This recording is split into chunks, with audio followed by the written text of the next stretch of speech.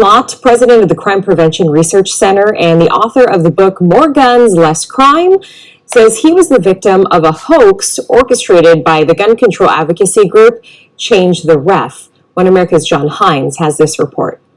Dr. John Lott, you wrote in a Wall Street Journal op-ed about a recent experience you had in which you were targeted by a gun control advocacy group to speak at a fake, phony Las Vegas graduation. This involved a several-hour-long trip from up in Montana, where you reside, to Las Vegas. Who is this group that targeted you? Why did they do this? And what happened after you had that long road trip and finally got to Las Vegas from Montana, sir? It was a gun control group called Change the Ref. God only knows how much money they spent on this, but they had a very professionally done website. They had information about the school, detailed information.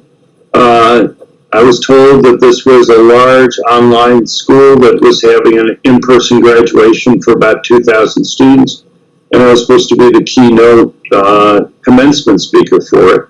Was there actually an audience there for you when you got there? No. So I drove basically 17 hours to get down there. They changed the date, moved it up one day earlier, and created problems for me getting there. But when I got there, I gave the dress rehearsal, basically crashed. The next morning, I got a call from them right before the graduation saying that the police had gotten incredible threats of violence, apparently even directed at the place because of me, so I felt very bad. And the police had asked them to be quiet and not talk about it because they were closing in on arresting the person, and they would get back to me in a few days. And they never got back to me, and when I tried to call after that, the phone was no longer in service. What does this mean that a gun control advocacy group will target you, Dr. Lott? Does it mean that your message is effective? Does it mean that they are perhaps trying new efforts to take on conservatives? What do you make of this hoax that you were a victim of? I don't know. You have to ask them why they picked me to do this, but they've obviously put a lot of resources into this. I was just reading Adweek the other day where they were talking about how they had hired this really top-flight advertising agency, which had their whole team working round the clock for months trying to come up with an idea to go and do this. So God only knows how much money they spent even just on dreaming up the idea. What was their message then in that video that they made deceptively using you as the centerpiece? Well, there were lots of false claims that were there.